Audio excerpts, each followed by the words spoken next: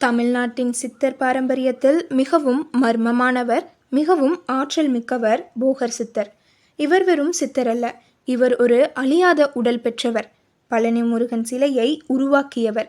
ரசவாதம் மற்றும் விஞ்ஞானம் அறிந்தவர். போகர் சித்தரின் வாழ்க்கையில் பல மர்மங்கள் உள்ளன. இவர் உண்மையில் சீனாவில் பிறந்தாரா? இவர் இறந்தாரா அல்லது இன்னும் வாழ்கிறாரா? பழனி முருகன் சிலையில் உள்ள ரகசியம் என்ன? இவர் எழுதிய போகர் 7000 என்ற நூலில் இருப்பது என்ன? இந்த வீடியோவில் போகர் சித்தரின் மர்ம வாழ்க்கை குறித்து அறிவியல் வரலாறு, சித்த மருத்துவம் மற்றும் நேரில் பார்த்தோரின் கூற்றுகளுடன் ஆராயப் போகிறோம். கடைசி வரை கேளுங்கள். போகர் சித்தர் இப்போதும் எங்கு இருக்கிறார் என்ற ரகசியத்தை முடிவில் பகிரப் போகிறேன். முதலில் போகர் சித்தர் பற்றிய அடிப்படை தகவல்கள். போகர் என்பவர் 18 சித்தர்களில் ஒருவர். இவரது இயற்பெயர் போகநாதர் அல்லது போகர். சுவாரஸ்யமான தகவல் என்ன தெரியுமா? போகர் சீனாவில் பிறந்ததாக பல வரலாற்று ஆதாரங்கள் கூறுகின்றன. அவரது இயற்பெயர் போ குங் என்பதாக இருந்திருக்கலாம். பின்னர் தமிழ்நாட்டிற்கு வந்து சித்த மருத்துவத்திலும் ரசவாதத்திலும் தேர்ச்சி பெற்றார். குரு. போகரின் குரு காலங்கிநாதர், சீனாவில் உள்ள சித்தர். சீடர்கள். அவரது முக்கிய சீடர்கள் அழுக்கணி சித்தர், புலிப்பாணி சித்தர், கருவூரார் போன்றோர். போகர் எழுதிய முக்கிய நூல்கள். போகர் 7000, ரசவாதம், மருத்துவம், யோகம். போகர் ஞான சூடாமணி, போகர் நிகண்டு. இவற்றில் ரசாயன கலவைகள், உலோகங்களை பொன்னாக்கும் முறைகள், உடலை அழியாமல் வைக்கும் ரகசியங்கள் உள்ளதாக கூறப்படுகிறது.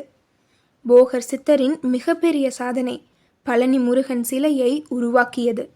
பழனி மலை கோவிலில் உள்ள முருகன் சிலை நவபாஷாணம் என்ற 9 வகையான நச்சு பொருட்களின் கலவையால் உருவாக்கப்பட்டது. நவபாஷாணத்தில் உள்ள பொருட்கள்: முதலாவது வெள்ளியம் டின், இரண்டாவது துத்தநாகம் ஜிங்க், மூன்றாவது இரும்பு அயன், நான்காவது தாமிரம் காப்பர், ஐந்தாவது தங்கம் கோல்டு, ஆறாவது வெள்ளி சில்வர், ஏழாவது ஆர்சனிக் நச்சு, எட்டாவது பாதரசம் நச்சு, ஒன்பதாவது கந்தகம் சல்ஃபர். இந்த 9 நச்சு பொருட்களையும் ஒரு குறிப்பிட்ட விகிதத்தில் கலந்து உடலுக்கு எந்த தீங்கும் விளைவிக்காத முறையில் முருகன் சிலையாக வடிவமைத்தவர் போகர். இது எப்படி சாத்தியம்? இதுதான் ரசவாதம், அல்கெமி. நச்சு பொருட்களை அமுதமாக மாற்றும் கலையை போகர் அறிந்திருந்தார். இதிலும் ஒரு மர்மம். இந்த சிலை வெறும் சிலை மட்டுமில்லை, இதற்குள் சக்தி சக்கரங்கள் பொருத்தப்பட்டிருப்பதாகவும் தியானிப்பவர்களுக்கு மனசக்தி அதிகரிக்கும் என்றும் சித்தர்கள் நம்புகிறார்கள். இதுதான் மிகப்பெரிய மர்மம். போகர் இறந்தாரா அல்லது இன்னும் உயிருடன் இருக்கிறாரா? சித்தர் பாரம்பரியத்தின்படி போகர் இறக்கவில்லை. அவர் சமாதி நிலையில் தியானத்தில் உள்ளார். அவர் தனது உடலை ஒரு குகையில் பதித்து வைத்திருக்கிறார். அந்த உடல் அழியாத நிலையில் உள்ளது. எந்த குகை? பழனிமலைக்கு அருகில் போகர் குகை என்ற ஒரு குகை உள்ளது. அங்கு அவர் இன்னும் ஜீவ சமாதியில் இருப்பதாக நம்பப்படுகிறது. ஆதாரம்: பல பக்தர்கள் அந்த குகைக்கு சென்று போகரின் உடல் வெப்பமாக இருப்பதாக உணர்ந்ததாக கூறுகிறார்கள். சில ஆராய்ச்சியாளர்கள் அந்த குகையின் உள்ளே ஒரு குறிப்பிட்ட கதிர்வீச்சு ரேடியேஷன் இருப்பதாக கூறியுள்ளனர். அவர் எப்போது திரும்பி வருவார்? சில நூல்களின்படி போகர் கலியுகத்தின் முடிவில் மீண்டும் வெளிப்படுவார் என்று கூறப்படுகிறது. அப்போது அவர் உலகிற்கு ரசவாதத்தின் முழு ரகசியத்தையும் கற்பிப்பார். ஒப்புமை: இது இயேசுவின் உயிர்த்தெழுதல் கதை போன்ற ஒரு சித்தர் பாரம்பரிய நம்பிக்கையாகும். போகர் சீனாவில் பிறந்தார் என்பதற்கு பல ஆதாரங்கள் உள்ளன. ஆதாரம் 1: பெயர் ஒற்றுமை. சீனாவில் போ யங் அல்லது போ காங் என்ற முனிவர் ஒருவர் இருந்ததாக சீன வரலாறு கூறுகிறது. போகாங் என்பதே போகர் ஆனதாக ஆராய்ச்சியாளர்கள் கருதுகின்றனர். ஆதாரம் 2: பயண வரலாறு. போகர் தனது குருவான காலங்கிநாதருடன் சேர்ந்து சீனா, திபெத், இமயமலை, தமிழ்நாடு என பயணம் செய்ததாக சித்தர் நூல்கள் கூறுகின்றன. ஆதாரம் 3: சீன மருத்துவ ஒற்றுமை. போகர் எழுதிய மருத்துவ குறிப்புகளில் சீன அக்குபஞ்சர் மற்றும் மூலிகை மருத்துவம் பற்றிய விளக்கங்கள் உள்ளன. இவை அக்கால தமிழ் மருத்துவத்தில் இல்லாதவை. ஆதாரம் 4: ரசவாதம். சீனாவில் டயோஸ்ட் அல்கமி என்ற ரசவாத முறை இருந்தது. போகரின் ரசவாத முறைகள் இந்த சீன முறையுடன் 80% ஒத்துப்போகின்றது. இந்த ஆதாரங்களின் அடிப்படையில் போகர் ஒரு தமிழ் சித்தர் மட்டுமல்ல, உலக குடிமகன் என்பது உறுதியாகிறது. போகர் எழுதிய போகர் 7000 என்பது 7000 பாடல்களை கொண்ட ஒரு பிரம்மாண்ட நூல். இது இன்றும் முழுமையாக கிடைக்கவில்லை. இந்த நூலில் என்னென்ன உள்ளது? முதலாவது, உலோகங்களை பொன்னாக்கும் முறைகள். சாதாரண உலோகத்தை தங்கமாக மாற்ற 60க்கும் மேற்பட்ட ரசவாத சூத்திரங்கள் இருப்பதாக கூறப்படுகிறது. இரண்டாவது, உடலை அழியாமல் வைத்திருக்கும் முறை. மூலிகைகள் மற்றும் பாதரசத்தை பயன்படுத்தி உடலை 1000 ஆண்டுகள் வைத்திருக்கும் முறை. மூன்றாவது, எண்ணெய் மசாஜ் முறைகள். சித்த வைத்தியத்தின் அடிப்படையான 96 வகை வாத நோய்களுக்கான சிகிச்சை. நான்காவது, ஆன்மீக யோக நெறிகள். உடலில் உள்ள 7 சக்கரங்களை எப்படி வெளிப்படைய செய்வது என்பது பற்றிய விளக்கங்கள். இன்று நிலைமை என்ன?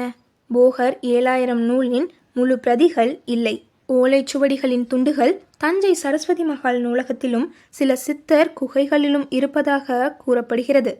ஆனால் அவற்றை புரிந்து கொள்ள தனி ஞானம் தேவை என்கிறார்கள். பழனி மலையில் உள்ள போகர் குகை பற்றி பல மர்ம கதைகள் உள்ளன. கதை 1, வெப்பமான உடல். 1980களில் சில ஆய்வாளர்கள் குகைக்குள் நுழைந்தபோது அங்கு ஒரு மனித உடல் வடிவம் இருப்பதையும் அது இயல்பு வெப்பத்தை விட வெப்பமாக இருப்பதையும் கண்டனர். உடனே அவர்கள் வெளியேறும்படி குகை காவலாளிகள் எச்சரித்தனர். கதை 2, சூழல் அதிர்வு. அந்த குகைக்குள் நுழையும் பலர் திடீரென தலை சுற்றல், பிரம்மை அல்லது ஆழ்ந்த தியான நிலை அடைவதாக சொல்கிறார்கள். இதற்கு காரணம் அங்கு இயற்கையாகவே உருவாகும் புவிகாந்த அலைகள் என்கிறார்கள் விஞ்ஞானிகள். கதை 3, ஒரு துறவியின் அனுபவம். ஒரு சித்தர் யோகி போகர் குகையில் 21 நாட்கள் தானம் செய்தார். அவருக்கு போகரே நேரில் தோன்றி 3 ரசவாத முறைகளை கற்றுக் கொடுத்தாராம். பின்னர் அந்த யோகி மறைந்து விட்டார். அவர் போகரோடு சேர்ந்து விட்டதாக நம்பப்படுகிறது. இப்போது ஒரு அறிவியல் ஒப்பீடு. போகர் 7000ல் உள்ள சில சூத்திரங்கள் நவீன வேதியியலுடன் எப்படி ஒத்துப்போகின்றன? உதாரணம் 1, பாதரசம், மெர்க்குரி. போகர் பாதரசத்தை பல நூற்றாண்டுகளுக்கு முன்பே தூய்மைப்படுத்தும் முறைகளை விவரித்திருக்கிறார். நவீன வேதியியலில் இதற்கு டிஸ்டிலேஷன் என்று பெயர். உதாரணம் 2, நானோ தொழில்நுட்பம், நவபாஷான சிலை. இதன் பொருட்கள் நானோமீட்டர் அளவில் கலக்கப்பட்டுள்ளதாக சமீபத்திய ஆராய்ச்சிகள் கூறுகின்றன. 1000 ஆண்டுகளுக்கு முன்பே நானோ தொழில்நுட்பம் தெரிந்தவர் போகர்.